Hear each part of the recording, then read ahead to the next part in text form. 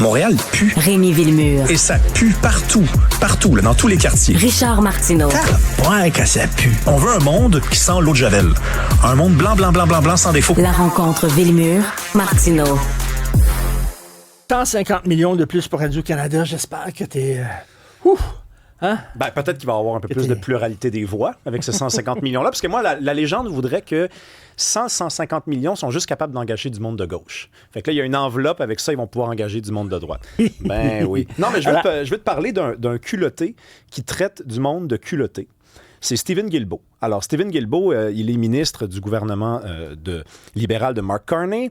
On le sait, le Bloc québécois a voté contre le budget et a pointé du doigt le financement sans condition. Sans condition, donc, 150 millions de dollars ajoutés à la cagnotte de Radio-Canada. Parce qu'il aurait pu dire, si vous nous promettez de respecter un peu plus votre mandat, on va vous donner 150 millions. Tout à fait. Ou est-ce que on vous donne 150 millions de dollars et vous vous retirez de la carte publicitaire? Donc, vous arrêtez de charger du monde pour s'abonner à tout.tv, par exemple. Ça, c'est quand même absurde. C'est fou, cette affaire-là. Sophie a fait bien de le rappeler. Là, ça n'a aucun bon sens. Donc, le Bloc québécois dit on aurait voulu quelques petites conditions. On aurait voulu aussi que vous nous donniez de l'argent aux médias privés. Et là, Stephen Guilbeault dit c'est culotté. C'est culotté de faire ça. Le Bloc vote contre notre budget, vote contre des investissements records en culture. C'est pas ça que le Bloc a fait. Tous les partis qui votent contre le budget, ils votent souvent contre le déficit. Hein, ils font comme ça. Regarde, on peut pas trouver ça intelligent, un budget comme ça. Ça veut pas dire que tu es contre toutes les mesures du budget. Donc, ils font semblant de penser ça. Puis il y a du monde qui avale ça. Et là, il dit, vous êtes des culottés de faire ça. Et là, moi, j'entends ça, puis je me dis, j'ai soudainement très froid, Richard. Honnêtement, j'ai froid. Quand un système n'est pas capable de prendre la critique, quand un système se fait un petit peu shaker et dit, tu me shakeras pas, on n'est pas habitué de se faire shaker, nous autres.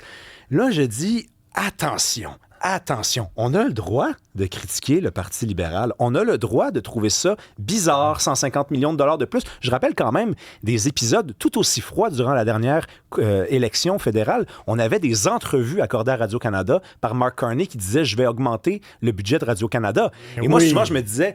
Oh, il y avait déjà pas beaucoup de questions épicées dans cette entrevue-là. Il y en aura certainement pas une qui s'en vient. Il y a quelque chose d'incestueux, d'ouvertement dégueulasse là-dedans. Là. C'est dégueulasse. C'est un père qui couche avec sa fille. Là. C'est pas beau, pas en tout. Non, mais visuellement, c'est dégueulasse. T'sais.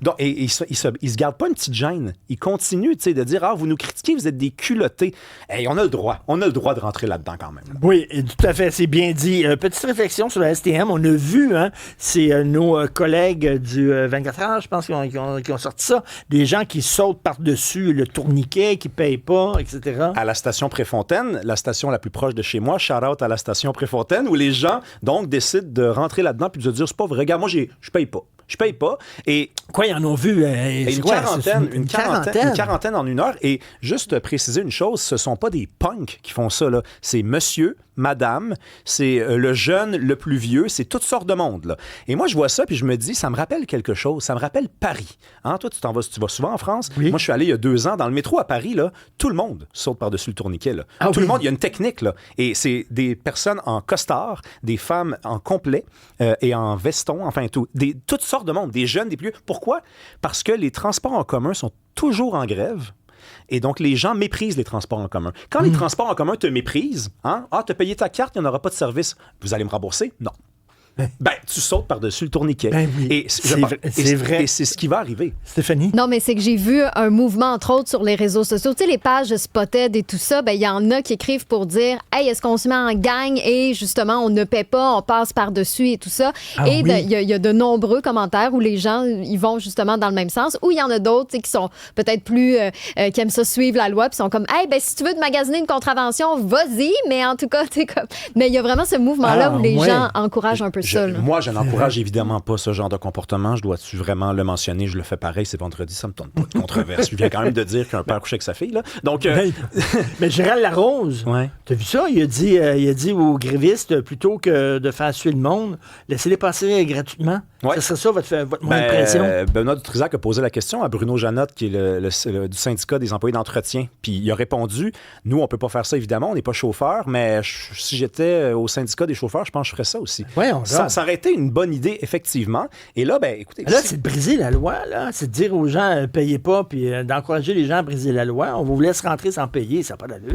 Ça n'a pas d'allure, mais regarde, ce qui n'a surtout pas d'allure en ce moment, c'est... Moi, je pense aux gens qui ont payé 100 $ pour avoir une carte d'autobus puis qui ne peuvent pas l'utiliser. Moi, c'est à eux que je pense. Et le fait que certains d'entre eux décident de passer comme ça par-dessus les tourniquets, je ne l'encourage pas, mais je vous dis, c'est le destin de la STM. La STM, en ce moment, traverse une importante crise et si on pense vraiment à la STM que le plus grand enjeu, c'est de faire en sorte que les chauffeurs d'autobus retournent dans le réseau et que les employés d'entretien retournent travailler, c'est pas ça. Si les gens traversent des grèves et des grèves et des grèves, ils vont arrêter d'utiliser le transport en commun. Je rappelle ce qui s'est passé durant la pandémie. Il y a des gens qui ont changé leur comportement et ils n'ont pas retrouvé ces comportements-là. Donc, exactement la même chose pour les grèves de la Poste. Les gens se sont arrangés différemment. Puis regarde, ils utiliseront pas la Poste. C'est fini. Ils se tirent dans le pied, ces gens-là. C'est exactement ça qui est en train d'arriver. Donc, là, ils vont peut-être perdre des plumes qu'ils ne vont plus jamais retrouver. Jamais. Non.